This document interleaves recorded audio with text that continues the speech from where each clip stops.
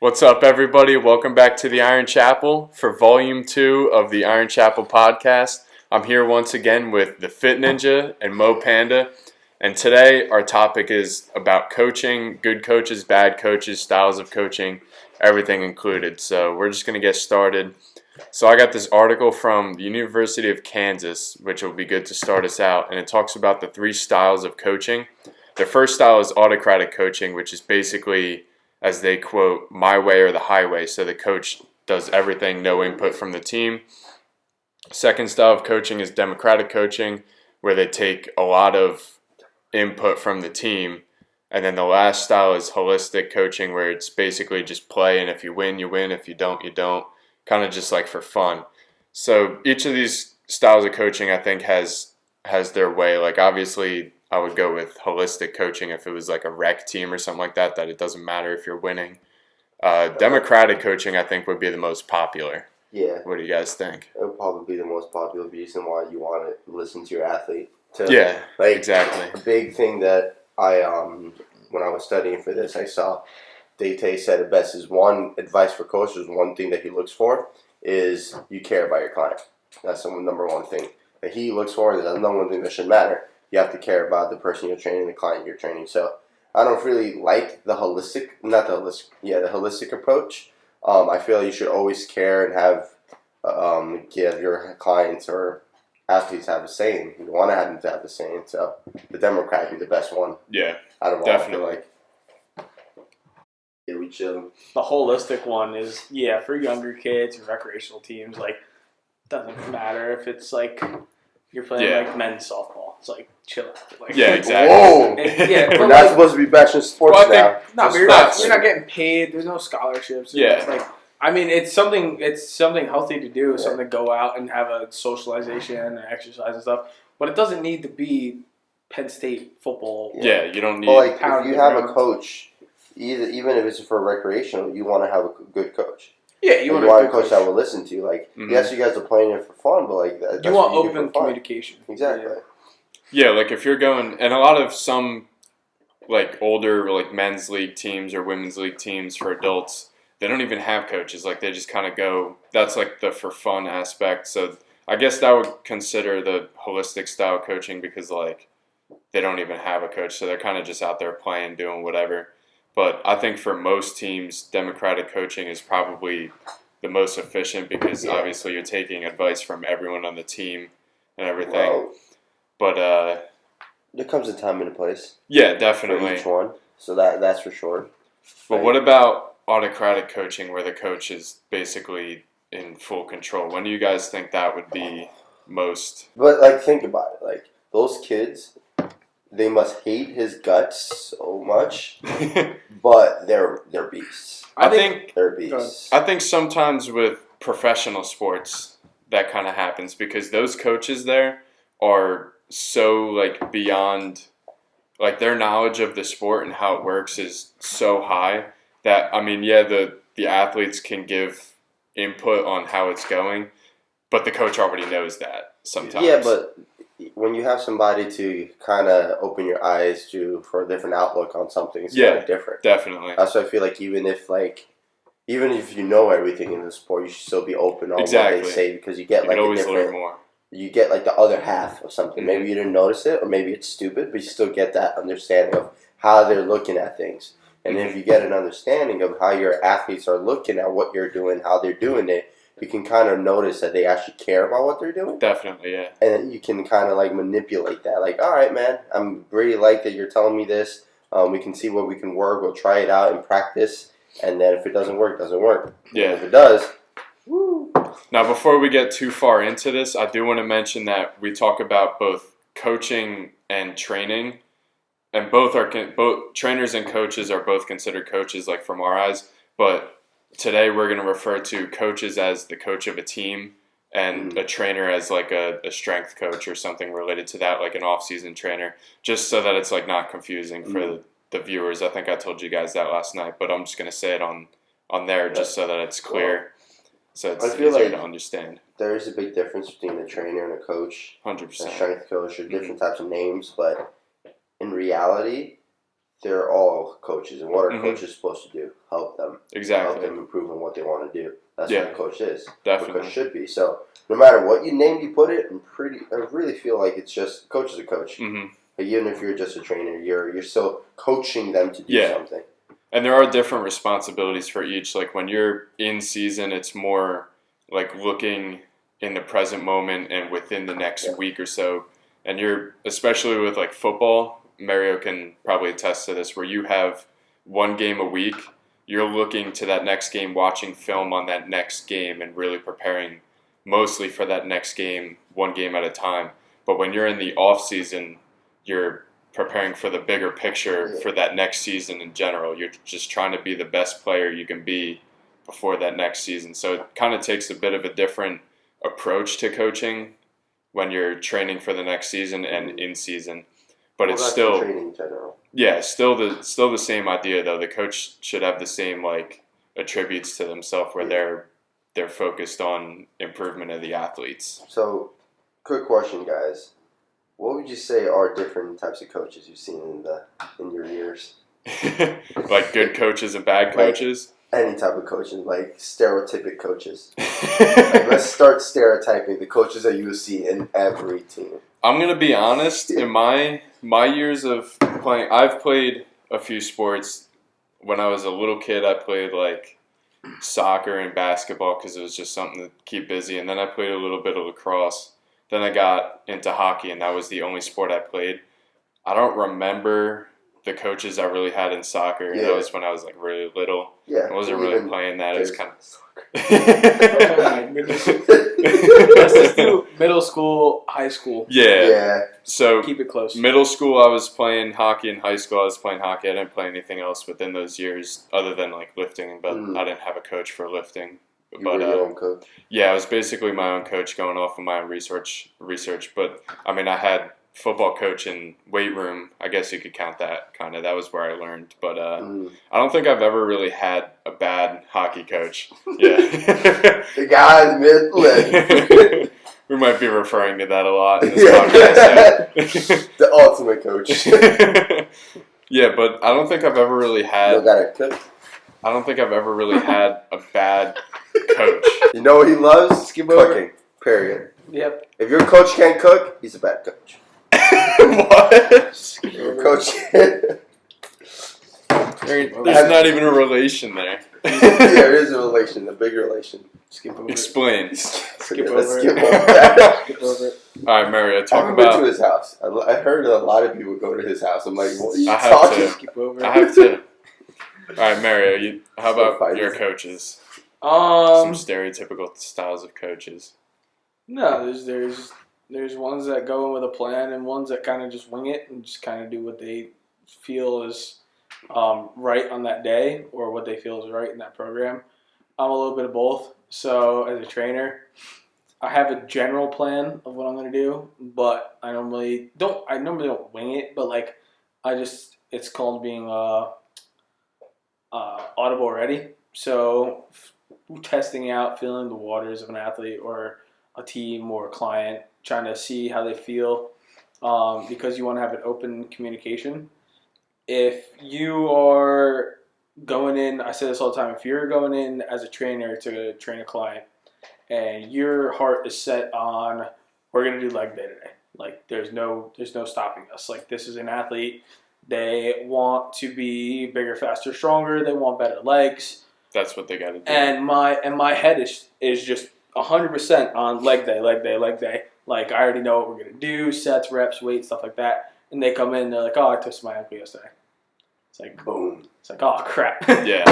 That's why I never kind of like write down a hard rock plan. Like I never want to be concrete because it's always good to be audible ready. Or we can do legs, but their knee is giving them a little bit of a problem. So we kind of just have to like ease back. You never want to go into something being like, nah, like we're gonna do what I want you to do. Exactly. Yeah, so that's like to have a general plan, you have something that you want to work towards, but it's always good to know the back streets. Like it's not about taking the highway, the parkway. It's about taking the Route best, 9 or the back streets, or like not Route 9, man. Don't take Route 9. Don't take Route 9. But like getting somewhere from the back streets, like on our way here, like. I knew a left turn was going to take an hour and a half. So I just went up one street, made a left, and we were good. It's being ready to be able to act upon whatever gets shot at you. The problem is, Yeah, it's like having a balance between being proactive and reactive. You could be as proactive as you want, like you said. Having a plan, being set on leg days, being proactive, like you're ready to do that, and you know that's like the best plan for ahead. And being reactive is creating a new plan on the spot because of the things that come towards your way that you can't deal with. That's why you're a coach. Like, if you're going to be a real coach, a good coach, you need to understand the sport. You need to be ready. Okay, this and this may happen. I got to think like 3 steps ahead of these people. Definitely. I got to understand that if this were to happen, I got to really make a good guess that this is going to happen. Or if I do this, this may happen. But you got to really be able to be light on your feet, like you're fighting in general. Yeah, have the open communication and have good audible readiness, being able to shift. Not only that, being able to read your client. Yeah. Because I'm not gonna lie to you guys. Like, there are clients you obviously know that would lie to you.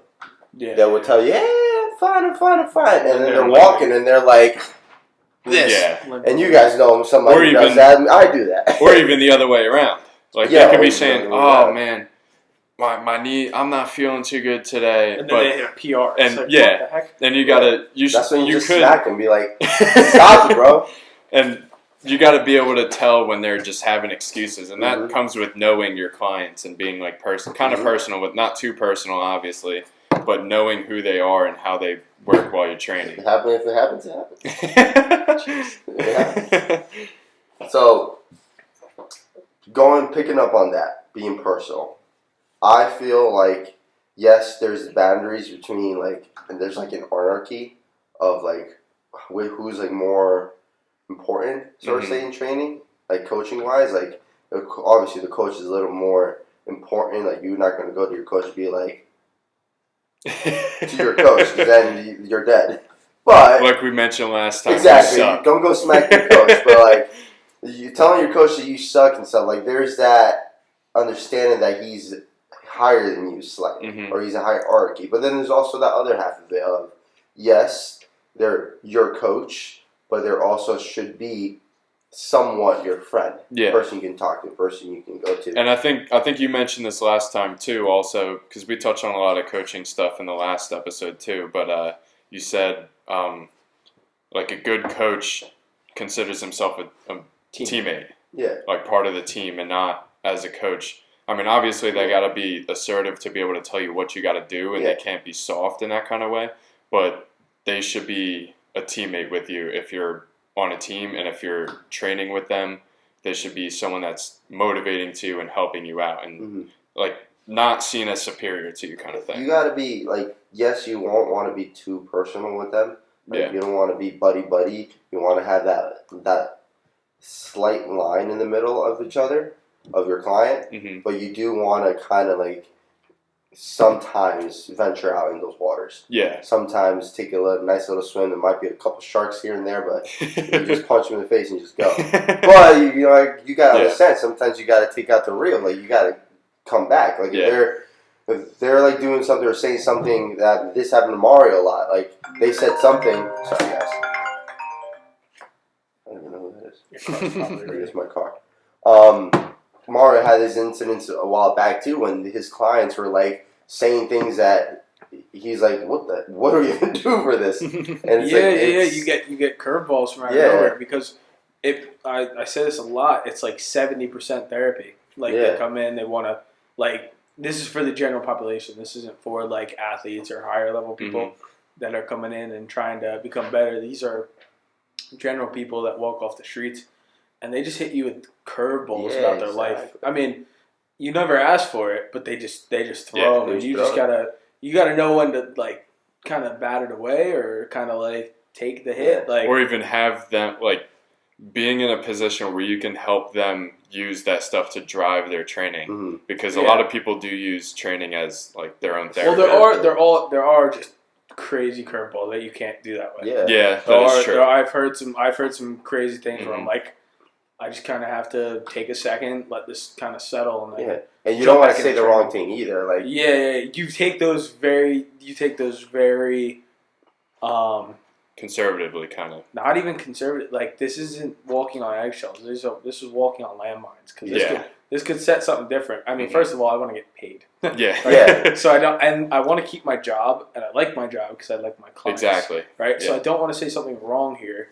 But it's very awkward when someone that you have a really good connection with as a client and a trainer, it's really hard to keep walking, and then all of a sudden they throw a landmine right in front of you. Or even the other way around. If you don't have a good connection with them, it can make it even harder if they do something like that. Yeah. Because you don't know them, you don't know how they're going to react to what you said. Yeah, but even then, like, if you don't create that connection at first, it's way harder when they throw that landmine. Mm-hmm. Like, you want to first build that connection. Even then, they probably won't even throw any landmines if you don't build that connection. Yeah, that's true. They might not want to train with you. There's some people that will. Like, what happens if you have someone on day one of training them and they come out and start talking to you about their personal life and like sad stuff? Oh, like, no, you got to be able to react to that situation. It happened to me. It's happened to me twice where I've had people at my desk at the brink of tears, and you're like, I legit just met you. Like, I don't know how I'm supposed to react to this. That's because the reason why they're seeking for a coach is A, to change your life, and B, something happened that made them want to go to the gym. Yeah, so, like, that is true. That's something you gotta understand with most people. Not most people go to the gym, like people like us. I mean, I don't know. I had that reason of going to the gym because something happened and I wanted to go to the gym. Mm-hmm. But there's most people that when they continue with, they're like, this gym is just part of me. So they don't have that. It's therapy. It becomes therapy. It's not therapy for some people, like for us anymore. It's probably just. I mean, like for you guys, it's probably similar, but like for me, working out and training is just something I love to do. Like, it's part of my everyday thing. It gives me energy, keeps me happy. But also, like, if something happens with my life, if I'm stressful, I just come out in the gym and lift some weights for like a half hour, an hour. Yeah, the best thing is that a 45-pound plate will always be a 45-pound plate. Yeah. It will never break up. It's not going to turn on you. It can't unless you break it in half.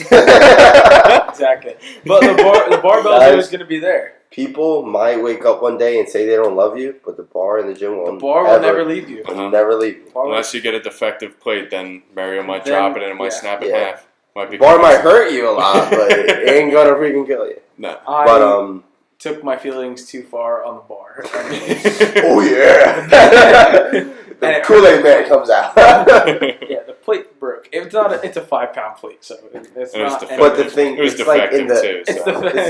It even touched the ground. Yeah. But I was like, nah, like you picking up on that, like I said, like it's therapy. You said that. You're gonna get those people who go to gym for those two reasons. Something happened.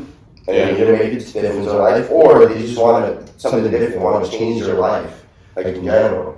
And that's something I feel like as a coach you need to take into account. Like, if you get a new athlete or a new client, all right, why are they here? Yeah. That's something you're always that is true. Like, why are that's you something here? you should ask. Why should you do this? What makes you want to work out with? Mm-hmm. And then that's when they hit you with the curveball. It's always hard to say. To get that question out. I know, right? You're saying right now, like, you just tell them, why are you here? But, like, it's so hard when they're right in front of you. Definitely. Like, why'd you pay for me? It's like, what is the ultimate? I don't want sugarcoat. I want the exact goal. Mm-hmm. And it's very hard for some people because some people know it and some people don't, and some people don't like sharing it. And a lot of times when people are just starting out training, like, they don't realize that their reason why they want to start working out might be similar to the reason their trainer started working out too. Yeah. Exactly. They don't realize that the gym community is massive and that most people are in for a similar reason. Yeah. So. And then they just start doing it for other reasons. Mm-hmm. Like, you fall in love with grinding the bar on your leg. Like who doesn't love that? Who doesn't love going home and like, damn, the bar kind of was rough for me today. I'm going to have to go back and rough it up a bit more. I don't know, Ninja. I usually set up my shins so they're on the soft part of the barbell, so I don't do that. That's just how my stance is. That's how my stance is. Do you wear shoes while working out too? Yeah. Oh, What a child! What? What a child! Everyone on the channel. I use those the slingshot lifting slippers. Too. Those things are awesome. What a child! I bought those things. I bought them because I used the big shoes before. You guys know which ones I had. Yeah. They were the Under Armour ones or whatever they were.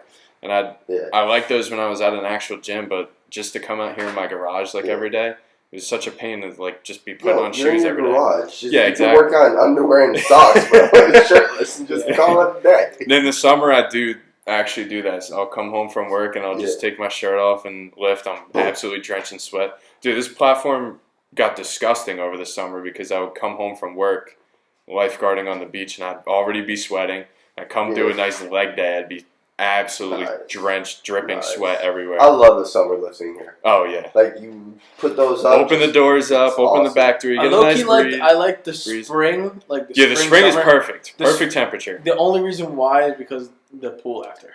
That is true. The fact but we did it in the cold, too. And that was that's what I'm saying. Like, spring and is the pool cold. is freezing in the Yeah, spring. so hitting a couple laps in a cold pool is nice. Especially Yo, I slept real good. And then we would, pop melatonin pills and just knock the hell out. It's like, all right, we're gonna work out at 5. Exactly. We ended up working out lifting at at 7. Yeah. Yeah, we're gonna. No, we'd start at 6 because you guys would show up a little late, and then We'd all meet at 5. Yes. We would eat we'd hang out. We didn't eat. Yeah, we'd eat. We'd hang out. Then we start warming up around 6. Then we would get tired, so we'd take a nap. So we work have out a long warm up. Have another snack, then work. Yeah, so we're lifting around 7:30, and we get a good leg day in. We do the first exercise, which always was amazing. Then the second one was like, do we want to do it? The third one we had to do, and then after that we're like, all right, pool. And we're looking at the clock. It's like 10:30. We're like, it's fine. And then Mario will always say, all right, we got 7 minutes to complete this. 20, 40 minutes pass by. Yeah.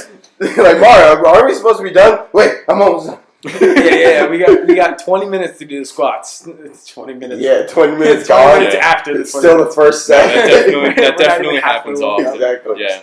That was the best. We gotta start doing this again. Yeah. That's kind of like our team aspect, though. Like, if we were on a powerlifting team, that's our team aspect. Exactly. Training. Chilling out, chilling, working out. See, I noticed something today. This happened just now when I went to my job, and I was talking to two of the trainers.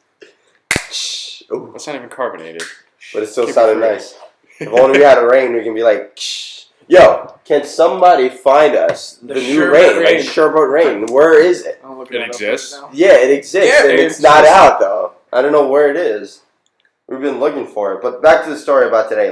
I was talking to one of the coaches at the gym today, and we were talking about this place. And I said, I don't understand how other people, their idea of fun is going out, partying, drinking, getting whatever. That may be fun, but there's nothing better than hanging out at your friend's garage, lifting heavy ass weight, and eating a lot of food, almost throwing up, crying, smelling salt. Yeah, almost child. Because there's a of the difference. Food we ate. Exactly, there's a difference between almost throwing up from training, partying and alcohol, versus almost throwing up from training. Because you're here, you eat a bunch of food. Exactly. Once you're done almost throwing up, you come and squat a bunch of weight, and you're like, think about on top of the world. All the connections that if you're partying and you're almost throwing up, then you're wiped for the night. You don't make no connection. I mean, and the next morning you're wiped too. Yeah. I mean, we might be sore after we're training, but that sore is better. So I'd rather be sore than hungover any day. Oh my god, definitely. Nice. But the connections are different too. Here you make real connections. Yeah. There's nothing better than seeing your brother sweat on a bar and just screaming in his face and threatening to do something to him. And that's like when we had our mini competition last year. I had guys here. I mean, I was expecting a lot more guys to show up to that, but a lot of people did not come after they told me they were going to come. The group that we had here was a good group. We had a decent amount of people here. We had people that weren't lifting, just watching to hang out. People that never lifted before, that were just hanging out. And we had people that didn't know each other that were here. And people that didn't even know how to 1 rep max and just did it. Exactly. Like your buddy Jack. Yeah, Jack Megan. Shout out to Jack Megan. Yeah, shout out to Shiloh Green. Green too. Yeah. Didn't they play last night up in Montclair or something like that? I think so. That's awesome. Yeah, their band is going big out there now. I love it, dude. I love that band. I listen to their music. I'm one of their like monthly listeners on Really? Spotify. Yeah, I listen to some of their music. I've been getting into a lot of like alternative like indie rock kind of thing for the past couple years. We can buy a 12-pack for $26. It's so expensive. All right, before we get to this big waste of money. Yo! A 12-pack. What flavor is that? The Where's that TikTok? rainbow sherbet. Dropping it right now. Order it. Give me it. Where's my... You order it. Yeah, but back to the story. Gym fridge. Like, our boy Jack, dude. Jack was here. That was his first time doing anything like powerlifting related, and he was so hyped for it. He was like, "I'm ready. Like, I don't care if I fail reps." And he was failing some squat reps, but he was like, Jack's a stud. yeah, he was like That's awesome. Like, I'd rather fail so that I can learn for next time when I go to train. And I don't know how much he trains powerlifting or anything these days, but still, I think he's very more sport specific. Yeah, that's what I figured. Yeah, he's Is he a runner. still running? Rain. He still runs for fun, I think. Go on Amazon. No, he yeah, that's fine. I thought he's did. yeah, we train every Saturday morning, actually right here in this park. Him, my good the friend Bayside Michael. Park over there. Yeah, him. Gotcha. Good friend Michael. I know Mike. Yeah, Yeah, it's that way. No, it's that way. It's either way. I go by it every well, time. you have to go here, and then you gotta go here, and then you gotta go here, and then it's straight that way. I can tell you that. I drive by it every day. I go on the jet ski. But no, Captain's Inn is that way, That's left. and the gas station is that way where you're pointing. But yeah, I train with him every weekend on martial arts and stuff. Boxing. He's doing good. Like, his training's doing good. He's training. I even help him sometimes, like with his training. Michael Daniel too. Like, they've been getting more into it, into lifting. The other day, I kind of felt proud of myself because I introduced the best exercise in the whole entire planet to Michael. Yeah. He knew what the exercise was. We never had like a bar. No, what do you think we are? CrossFit? like he had a bar in his back, so squat. The barbell squat. And he never did a barbell squat before, like on a barbell, like free weight, and he did it. And he's like, oh, I love. How'd you get a bar in a park? We didn't bring it to the park. I sneaked him into the gym. no, but that's kind of like the fulfillment we get. Great. That's kind of the fulfillment we get as trainers. trainers and coaches. Like, when you bring someone into a sport, that's a good feeling when they like truly enjoy it. And same with like any sport. Like, if I brought someone into hockey and had them training hard and they were enjoying it, like, that would feel great just to introduce them to that atmosphere. What are you looking up now? Still looking up that rain? Officially just bought it. Let's go! It's gonna be here Word. March 6th. What? That's so What's, far. Estimate delivery March 6th to March 9th.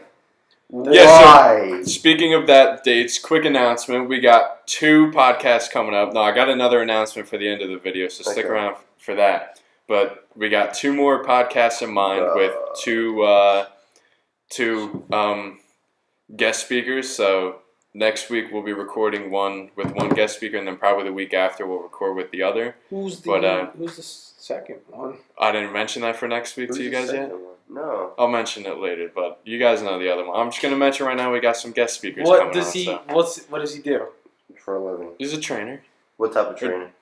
No, he's not. Is he a personal trainer? Where? No, not that guy. The other guy. No, we'll talk about it later. But for the video, just gotta mention it. But I got so we'll bring those reins for when we have our guest speakers. There we go. Taste test. Yeah. Yo, wait, and I got it's a 12-pack. What'd you get? I know, I got a 12-pack. Yeah, That's so awesome. I swear, if this is like a disgusting favor and I bought a 12-pack of it, I don't care. I'm drinking it. We're gonna drink, dude. They're not. Start selling them at the gym. No one goes in our fridge. No, it's only. No one's allowed to go in our fridge because it can't be a hangout. Exactly. Yeah. But Hopefully, you guys don't get in trouble for saying that on the podcast. No, you ain't getting in trouble. Is that something I gotta cut out? Hangout. I plead the fifth. So there's a new gym that opened up the other day. That's pretty much like a hangout. Oh my goodness! Where? There is a new gym. Like Where? it's called like Alpha Land, whatever it's called. What? It's in. You know the name of it. It's called Alpha Land. Yeah. Is it around here? Or No, Texas. it's a big gym in Texas. Okay. Yeah. And it's like it's nice because they literally made a gym into a hangout. Yeah, which most gyms are becoming now. Like if you ever looked at Martin Lisi's gym, like the Wreck-It gym is legit. Oh, yeah. Like half of it is video games, the other half is the kitchen, and like a third of it is like just the gym. Like most. Same with like Thor Bjornsson, his gym over in Iceland. Most gyms is are hangouts now. It should. I mean.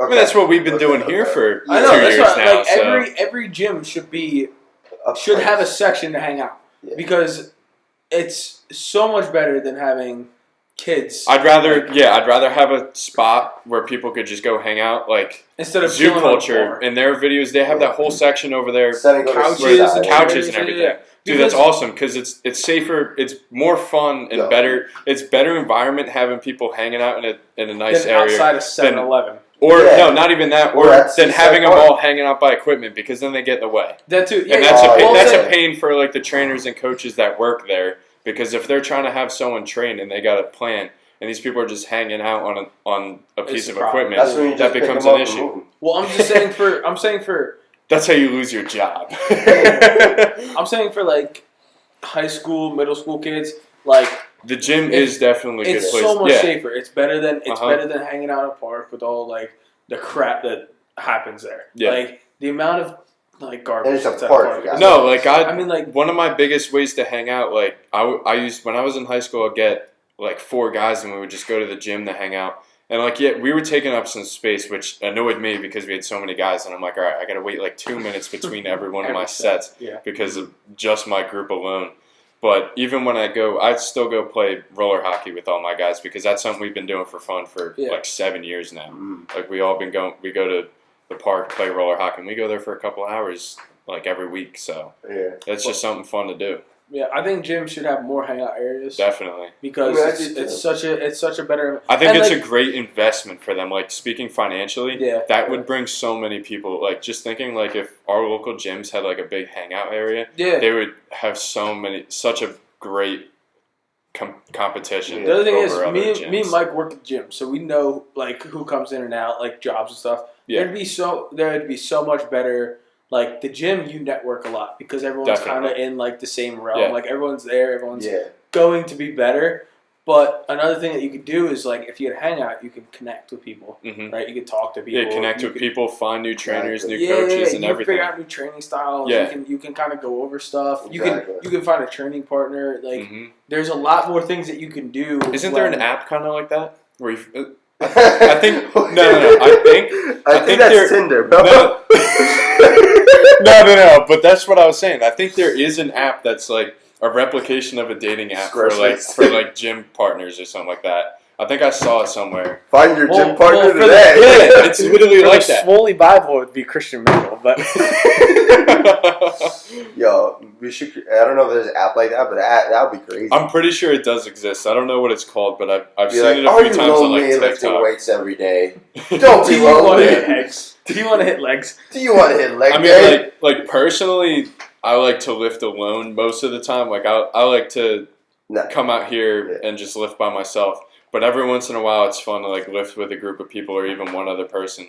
But dude, I can imagine like me just going on there, like putting on my profile. Yeah, I have a home gym, so like we're private. Yeah, pull up. Like pull up. I think I would be overrun with like matches with people like wanting to come here to lift. Well. Even though my equipment is like limited, but still, it's so much fun though. Especially the coming season. Like I could get so many people in here because open the doors up, get some nice breeze. Especially that if you use this like a way to like, you can get a lot of money with this little space, and you can buy more equipment. Bro, throw an Xbox or a Nintendo Switch on the wall. Chilling, dude. I actually thought about getting a TV to put up there, and I thought about putting one of these cameras up there just all the time to have like a live stream kind of thing, But you know what I was thinking about this place? Like, if you also put your like head together, like you can make this into like a little gym that people can like pay monthly for. That's my plan, dude. That's what I have a couple clients that I'm gonna be training over this spring, and I'm gonna be training them here because I mean the way that I have it for people watching too. Here's a little advertisement. You can check out my website. $35 for training a month, and I don't think that's not too bad for training because if you go to a gym for a personal training session, it's usually like $30 a session or something around that. At a franchise gym, it's going to be anywhere from like 40 to 50. Yeah, exactly. For a private gym is going to be a lot better. You're going to get more time. Yeah, but it's going to cost more probably. Yeah, private gym because if it's a real like private high-end gym, you're going to end up paying so much money for garbage. $80-$100 like for like 4 sessions. Yeah, exactly. But for my coaching, like I'll give nutritional advice, training advice. I have forums up on my website and all that stuff where I have all my information, the YouTube channel, all that kind of stuff, and I sell programs too. And that's all included with it. But also if someone's around here and if they want to come lift here and they don't have a gym membership, that's also included because if someone wants a trainer, they're better off paying $35 for access to this gym and the program than paying like $20 to go to a gym. What? And not know what you're doing. Not even that, and also pay extra on top of that for a trainer. Well, I mean, I'm not going to say anything because I'm a trainer at the gym. Yeah, I know. Yeah. Come to Retro and hire me. No, but I feel like those jobs like that, it's such a great place to start. Like at a gym like that corporate start training. Yeah, definitely, 100%. I started at the school gym and then I was like, dang, this equipment here sucks. So then I started going to Retro, and it's true, but it worked. It did work. It worked. But now it doesn't. That equipment at the commercial gym was much better than what we had at the school gym. But, it still doesn't compare. Because whenever you go to a commercial gym, they're buying, like, average equipment and it gets worn in. But, like, compared to the stuff I have here, like, my stuff gets used, like, once or twice a day. So it's not getting as much wear, which is nice. Stuff, too. Like, I keep telling my one of the owners, like, hey, you should buy this equipment, you should buy that. And for once, he listened to me with the close grip ones. Like, I was the one who told him to get those. The attachments, I told him to get those. And it was awesome because those are the only things that, not that we needed them, it's just like, the angles that they give you when it comes to, like, the lifting with them, like, it's better. For a lat pull down, especially I use them for, like, warming up. I warm up for my squat or my deadlift for my upper body. I warm up with a close grip pull down. But I don't like the close grip pull down with like that weird. What's that handle? The mag grip. Yeah, the mag grip. That's the one that he's. That's the one you do like. Yeah, the one that you can come here and grip, and you come here in. Because I like this feeling. I have my elbows flexed like this, coming down.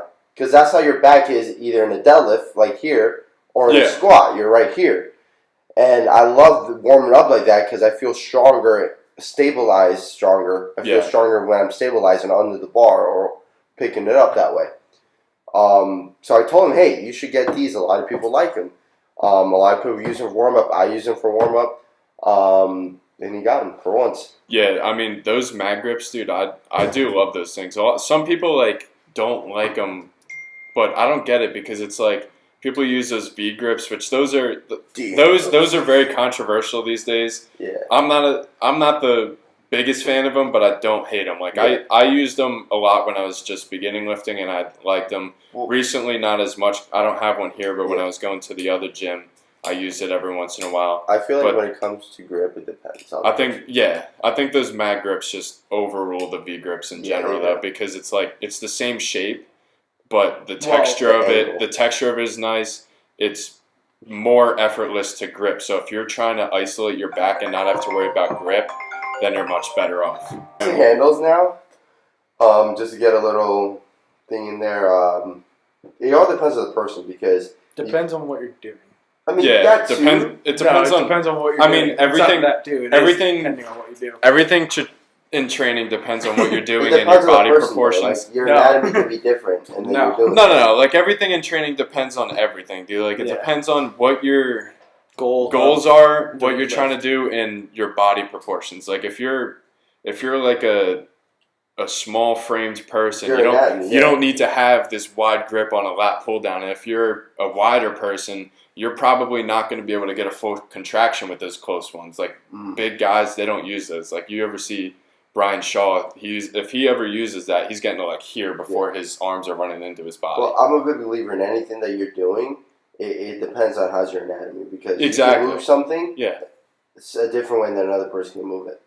Yeah, you can move your body a different way than another person. That's what I believe. Like it's what I think is a big thing about your anatomy. Like lifting has to work with your anatomy. Yeah, and that's like a big thing to take into account when you're a trainer is what the person's goals are, how their body moves, like their anatomy, and like, what they're doing. Yeah, exactly. Yeah, because if you have the mag grip, it's 100% puts more of the arm into the effort and takes the back out of it more. Yeah. All right, you're going to have a little bit more of an activation in the back, but you're also having a ton more activation in the arm.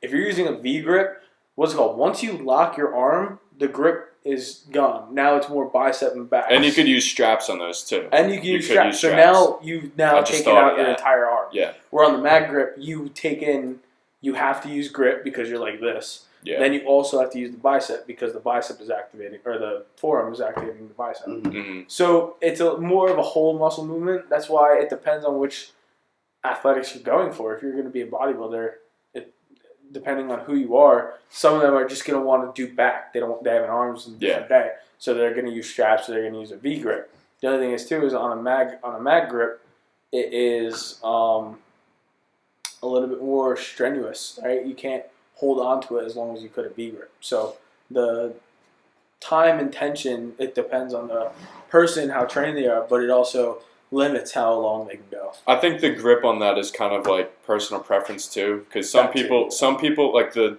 grip on a V grip is barbell normally. It's a barbell grip, but the one on the mag grip is like the coated rubberized, not round. So some people find that like better to grip than just the round barbell for that kind of stuff. I find it that way actually. Yeah, I find it better to do that hook. I'm just locked in there. Yeah, I find it easy because of the way it puts your wrist is it kind of puts your wrist like that and then your fingers around the other side. So I think it sometimes like for me it's easier to hook onto that. Yeah. But if you're using straps on the V grip, it also makes it effortless. So it's basically just like personal preference and what you're doing that day. Like for me, I could go either way. For me, like that type of grip, it helps a lot, especially because my forearm touches the grip and the head of the grip, or where you put your hands. Yeah. And it kind of like locks in there because my skin is rough compared to that being rough too. So it kind of like creates that friction. So it's like locked. Yeah. Compared to the handle, all it is my fingers. Even then, I mostly lift kind of like that. Yeah. And then I put straps. But I don't really use straps because I want that grip strength. That's part of your goals. Yeah.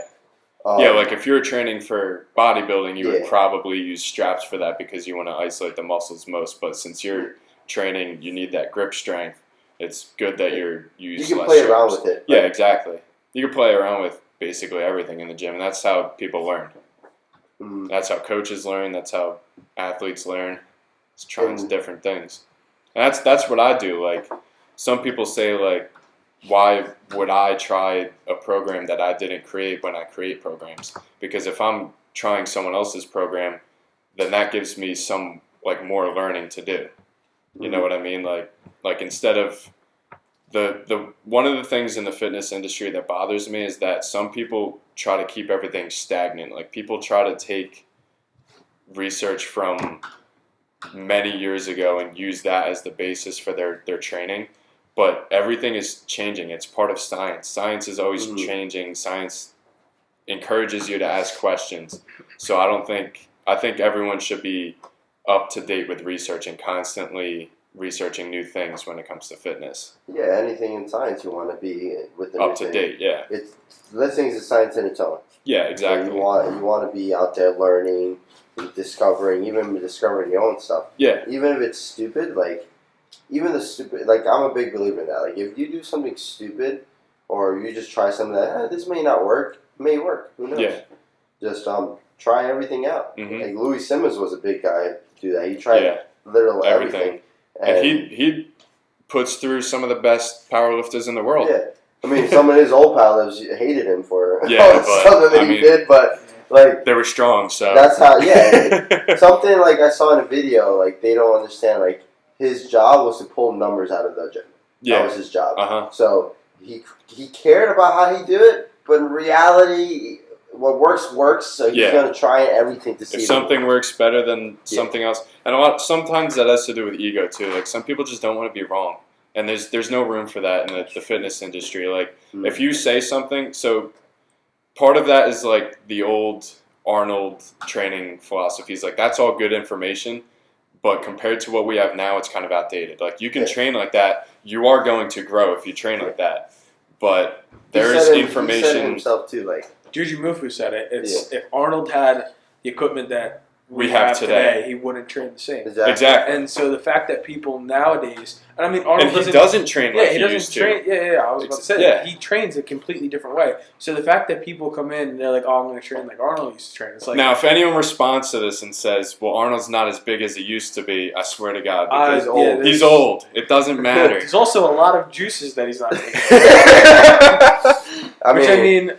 But it's true. Sorry, guys, but I don't know if you guys are aware, but we get old and our body does deteriorate. I mean, he actually looks great right now. Yeah. For his age, dude. Like everyone's like, "Oh, he looks so flattened and so terrible." The dude's he's like 70 something, dude. He looks better. Not than even he looks older than anyone else's age. Not even for his age, he looks great just in general. Exactly. Like he looks great.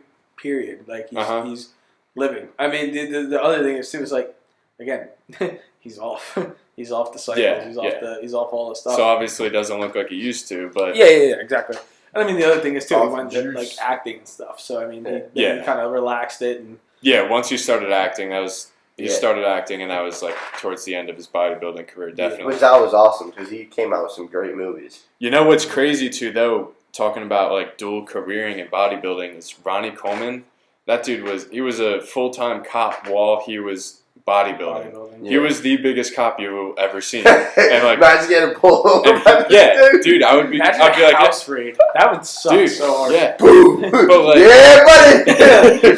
But he's got videos where like people ask him like, why do you still do this? Like you're a bodybuilder. Like why don't you focus on that? And he's just like, because I love doing it. Like that's what I love doing. And he makes it work. It's like that's determination. Like a pro bodybuilder works as a police officer, and that's a very demanding job being a police officer. Like bodybuilders, they got to eat all the time, and he's got to make that fit while he's working. Yeah, bodybuilding is a full-time job. It is, and then he decided to be a cop, which is also a very important full-time job. Like the fact that he can put two of those together and still be a literal Humvee is insane. Oh yeah, and you compare that to like Jay Cutler in that time. Like both of them were bodybuilders in the same era, I guess you could say. And Ronnie was a full-time bodybuilder, full-time cop. And you watch videos that Jay Cutler made while he was in prep for bodybuilding. That was all he was doing. Like he was not doing anything else other than eating, training, sleeping. Yeah. He would wake up every day. He would do his cardio. He would eat. He would train. He would eat more and then go to sleep. He wasn't working any other job. So I think that's crazy for Ronnie. Yeah, like, that is insane. That's fulfillment. He was all in. Yeah. Like that. Like I'm a big believer in that. Like if you're all in on something. Like even if it's like multiple things that you're all in. Like you can be all in on two things. Yeah, definitely. Like, people think that being all in means all in on one thing. Yeah. And like no. I think anything beyond all in on two things though, you're setting yourself up to crash. Yeah. Well, there's ups and because you can't. Then once you get past two, you can't be all. For a certain amount of time, because you can't do too much all at once. Well, sometimes you'll you burn have out. to. Sometimes you have to. Like, Sometimes all in. Yeah, because you get to the point where if you're doing too many things, then it starts to take away from others. Yeah. So, like if you're doing multiple sports and working multiple jobs, then you can't be all in on all those things. You only have enough time. You only have enough brain limit too. So like enough time and energy mental until you start capacity to burn out. just tanks. Like you can't. Well, if you're willing to do something and you'll do it, you'll do it. But you will not do it as good. Some people don't have that drive. Yeah. Some people don't have that drive. Yeah, but actually, that's not completely entirely true because you can still do something as equally as good if you're doing multiple things. If you're willing to do that, if you're willing to put in the time. But it also comes to time. Some people the risk reward there is a very high amount that you lose, and I mean you just take history for it. People lose. Yeah. No one like Mother Nature. The big one is Mother Nature can be overcome. Father Time can't be, and that's Father Time. Like you're not winning. You will run out of time. You will run out of time, and the other thing is too, you will go crazy, and it's not something that people would like to go through because that is not a good situation to put yourself in. Yeah, definitely. No, that's definitely a good point, and that's something we could. And that's back to coaching. Yeah, that's what I was just gonna say. We could bring that back to coaching, and that's a coach should understand that too, and they can help make that balance for an athlete or an entire team. Like if they notice that someone comes into the gym tired every day, they can work with that person to see if there's a better way to fit at their schedule or help them do the things that they need to do to make their training and their work more efficient so that they're not always burnt out by the end of the day. Because a lot of people that go to the gym, which is why you have that 5 o'clock rush at the gym, is they go to work all day, and then they come to the gym and work out for an hour or two and then go home and sleep. Wow. Yeah, sounds like a dream. What did you say? Hour and 2 sounds like a dream. Yeah, some people do that. Some people get tired by the time they're done with 45 minutes of working out, but hey, they're getting in the gym. There are those people going there. That's the hardest part, is getting in the gym. Yeah. I actually saw something. Who was it? I saw it on TikTok. Someone talking about saying the hardest part of working out is getting in the gym. So for people that want to make it a habit, they can go to the gym 5 times a day for 5 minutes and then go home. And yeah, they're not getting a good workout in, obviously, because it's 5 minutes. But once they make that a habit of going to the gym, then it's easier to improve that habit of making your workouts longer than it is to just go all in and try to make that habit all together. Like if you're baby steps. Exactly. If you're having trouble making that habit, it's easier to go to the gym for a small amount of time every day and work up in time over the weeks. And within a month, now you're going to the gym 5 times a day for an hour each. I told my client, or I told 2 of them, they actually did it consistently. Just come in and scan in. Yeah. Just say hi to the just front desk and leave. Like, don't have to do anything. Exactly. Like, just get in the habit of it. It's nice that you would work out maybe 2 or 3 times a week that you come in, but make it a habit to just come in and scan your card. Get a shake or something. Get a shake. Because that's the hardest part, is just showing up for most people. Yeah. Say hi to the front desk and just be like, oh, have a nice day, and then leave. Yeah. Like, it's getting there is the hardest part. Yeah. Once you're there, it's like... Then you fall in love with it eventually. Yeah, exactly. You're just as part of it. Yeah. You don't never want to leave. Yeah. And then you get those people who don't ever leave the gym. Like, get out of the gym, bro. Like you guys. I mean, work there, you lift there. Lift, eat, sleep. You even sleep there. Basically do everything there. Mm-hmm. Yeah. But, that goes into coaching. Like, you want to be all in when you're a client. Yeah, like, definitely. That it's not only with, like, your clients and your athletes that they have to be all in, but it also has to be with the coach. Like, if you really care about your client, and this picks up upon what I said first, you need to care about your client. Yeah, definitely. You need to be all in on helping them. Mm-hmm. Like, because that's your job. Yeah, you don't want to be like, all right, let me go on my phone. Yeah, you just do a couple reps. Blah blah blah blah. You just watch TikTok all day. It's like coaching and being a trainer is one of those jobs that, like, you can't be in it just to get paid. Like, obviously, if that's your job, yeah, exactly. You like, can't go obviously, that's why you're there, is to get paid. But like, if you don't care whether your clients improve, then that's why not are you good. a coach? Exactly. Why are you a coach? You want to get clients back because either a manager is going to see it or other members are going to see it. And even if that doesn't happen, like sometimes you'll find that where some trainers they'll still have their job somehow. It's because it blows my mind, nice but it blows my mind. But I mean, like, when it comes to people's money, if you're paying for a trainer that doesn't care about your improvement, like, don't pay for that trainer. Get a different trainer, because there's people out there that do care. Yeah, because I was training someone the other day, and we were working out, and I put the music on. She really liked the playlist I put on. Right, I have a splitting headache. Like, I don't even want to breathe right now. And I put the music on, and she was really liking the song. So I turned up the music. Yeah. I went through it for a half hour, and as we're leaving, she's like, "Oh, you don't look too good." I'm like, "Oh, I have a little headache." She's like, "Oh, well, what, you should have turned the music down." I'm like, "I'm not here for me. I'm here for you." Exactly. It's like you got to care a little bit more about them. If they're enjoying the music, first of all, remember the playlist. Then when they come back, put it back on. Or send them the playlist. Send them the playlist. Like, yo. That's what I do. Yeah. Whenever I have people here, I got my playlist playing, and like I play a lot of rock and metal, and not everyone's into that. So like sometimes I'll play some other stuff, but there's a lot of times where I have people come in here, and I'm like, "What you want to listen to?" And they're like, "Just put on your playlist," and I put it on, and they're like, "I'm not a big fan of like rock and metal, but this is a good workout playlist." Yeah. Like a lot of people find that, and you guys too sometimes. Like you sent I got you into Korn, got you into what is it? Backcountry by Avenged Sevenfold. That was one of your favorite songs. And Spit It Out by Slipknot. Oh, that's Spit It Out. You guys love that Welcome to the family. Yeah. Yep. That's Avenged Sevenfold. Yeah. The rock or metal it's a good one. Yeah. You guys ever been to No. concert? No. Metal show? No. Yes. Metal concert? Yeah. I've been to a few of them. Yeah. Been to 2 Slipknot concerts. Yeah, I've been to one Slipknot concert. Really? Yeah, the Where? one right here in PNC in Bank Center. When was that? This last the tour? last concert they had over there. Like in fall? Yeah. Awesome, dude. I went. Yeah, I went to that. I'm like, yo, this. Yeah, I didn't know that either because I didn't know that either because I went. They played the day after in Virginia, and that's when I went to.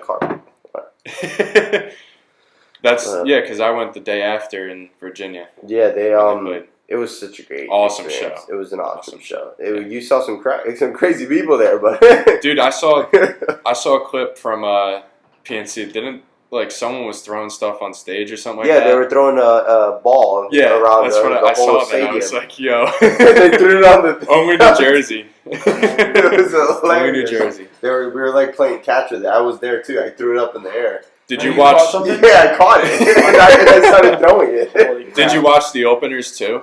What? Did you watch? Yeah, I watched the openers. There were some great openers there actually. Like I fell in Code Orange. I wasn't a big fan of. They were the first one. I wasn't a big fan of them. Fever 333 was like dude was insane. There's this other band. And then Kill Switch Engage. Yes, there were the people. Kill Switch Engage. They were the people that I fell in love with. I got so many. I've been listening to their music for ages, so when I saw that they were opening for that show, I was like, I have to go to that tour because I love Slipknot. I went to Slipknot a couple years ago, and Volbeat opened for them, and Volbeat and who else?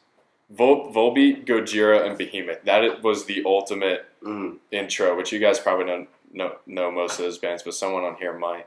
And that was the ultimate opening lineup. I don't think they could ever match that again. But this last one was really good. Kill Switch Engage was awesome. Kill Switch was. They were such a hype show because they made it seemed like it was their concert. Yeah, because of all the lasers and everything. They had a full set. It was insane. And the people there, like, there were some good people there and some, like, crazy people there. Yeah. Like, you don't have, like, a in-between. I think that's what I don't know who said it, but I think the lead singer of Slipknot said that. Like, you don't have one person that's normal in this stadium. Oh, yeah, he always says you all have a problem. We're all messed up in the head. Exactly. Y'all messed up. That's what we all got in common. He says that at every show, and I love it, man. It's awesome. It's true, though. And we can Pretty say much. that in the gym aspect, too. Like, you're not going to have one normal person in the gym. Like, if you're in a gym, no one's normal. Yeah, everyone's got something up. Yeah. Like, even in the gym aspect, like, you have people that are just, like, doing stuff, like Mr. Calisthenics, if you know who that is. There's a guy in our gym called Mr. Calisthenics. No one knows who he is, but you'll see when you see him do calisthenics in the middle of the floor. No, but that's the beautiful thing about it, dude. That's what we all got in common with the gym and with heavy metal. Yeah, with and that's anything, what a coach dude. should be. Everyone's got something up with him. Yeah, the coach should be good at knowing their client, knowing who they're training with, and knowing that they're also not normal. Yeah. So you got to just play around with them. Yeah. When it comes to that, and figuring out how to deal with everyone, and be the best coach you can. Yeah, definitely. All right, do you guys have any other ideas before we start to wrap up? I think we're good. Ninja didn't bring the paper this time, so. No, it's coaching is such I'm not gonna say simple. It's going to say simple. It's complicated. It's very complicated. Very complicated. And it's controversial and it's subjective, so it all comes from the head. Like That's something that you can't write as much down. Not only that, it's like very simple when it comes to a coach should be caring and should be a good coach, somebody there that you can trust, that you can lead you and guide you to where you want to go. That's just the premise of what a good coach should be. Yeah. And there's other aspects of like how the coach programs, how the coach does certain exercise, how he cues which we talked about a lot of that in the last episode. Yeah, we talked a lot about that. So it was like today was literally talking about coaching in general. Yeah, how a coach should be, how the coach should act, and a little insight of what we see as trainers, as coaches. Yeah. So that's why I didn't write anything down. Because this definitely. Because we talked a little bit about coaching last episode, because we branched off a lot last episode, but we talked a bit about coaching, but more in the programming aspect. Like we talked about a coach's attitude in a little bit last time too, but we were focused mostly on attitude, on programming. But today was more about actual like the attitude of a coach. So takeaway of all this is pretty much if you want to be a good coach, care about your client, don't do it for the money, and be there when they need you. Exactly. And know the lines. Proactive and proactive.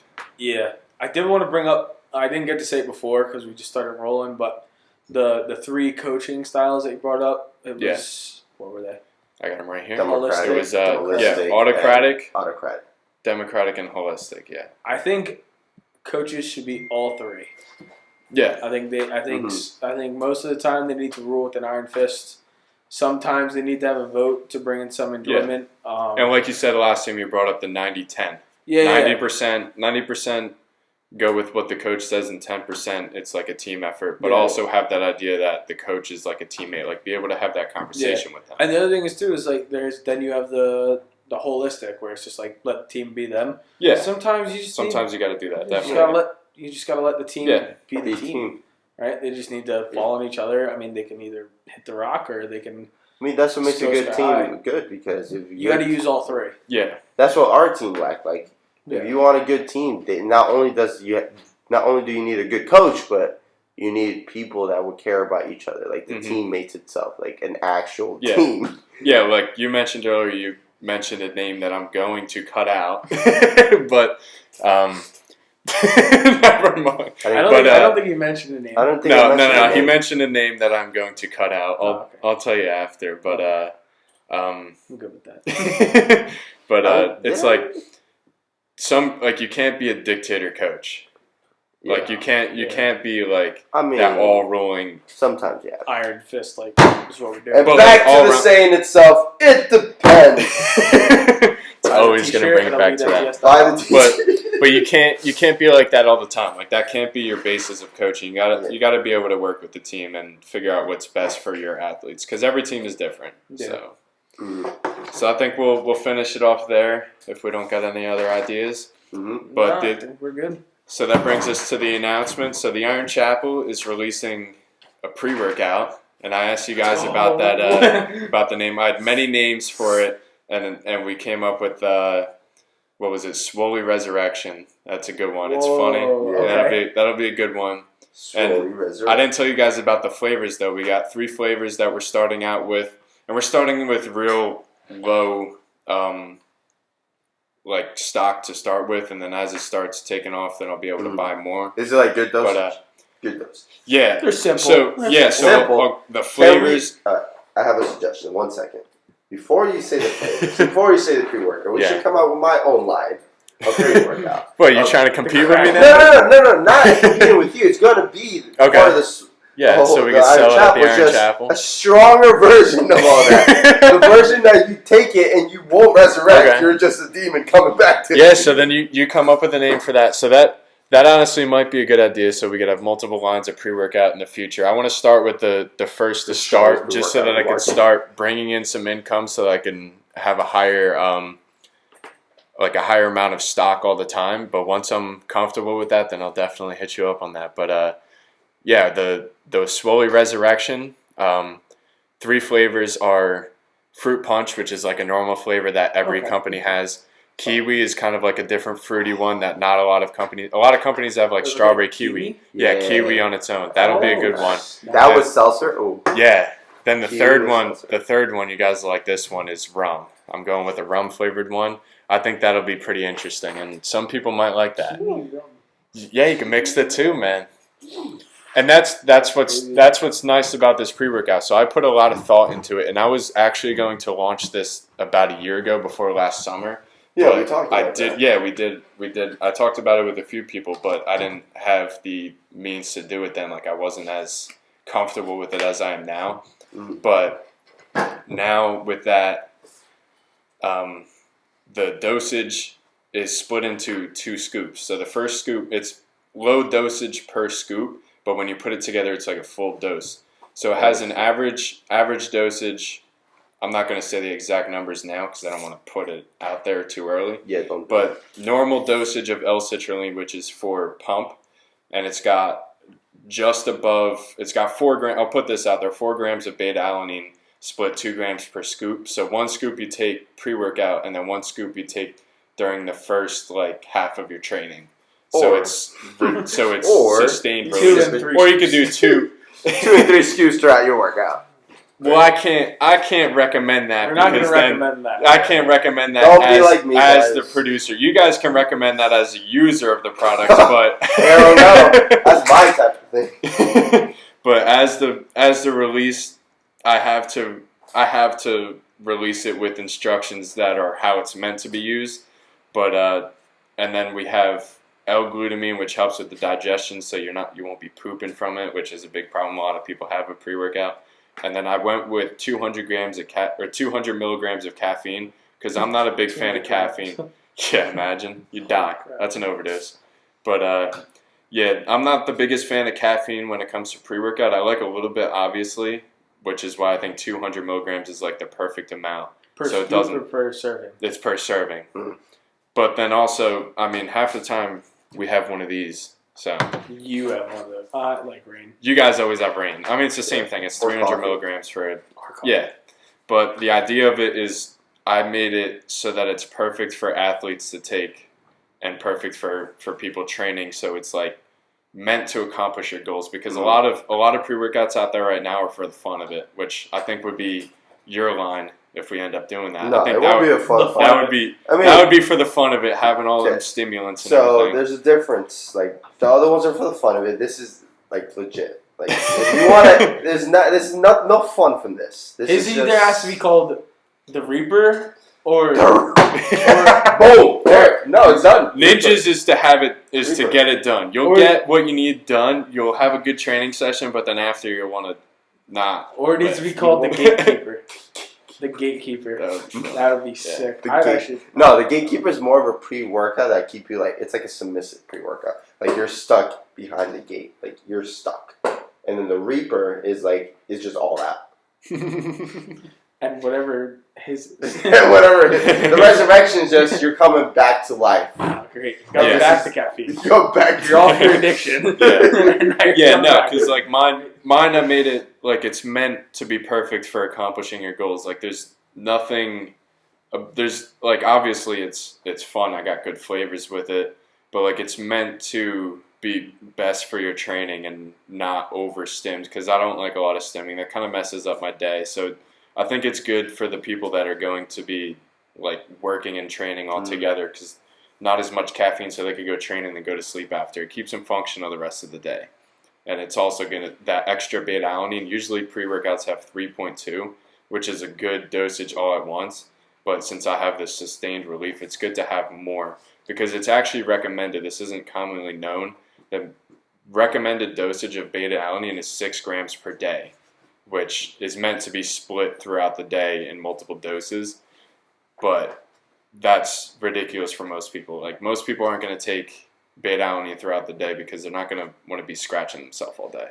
Like, there's no point to that. But that's the... Yeah, I mean, I'm not going to want to be going to school with beta-alanine itches. I ain't you might be different. Why are you itching there, buddy? No reason. All right, so that wraps it up for today's podcast. Mario's got to get another crack. So we'll see you guys all next time with our special guest for our next topic.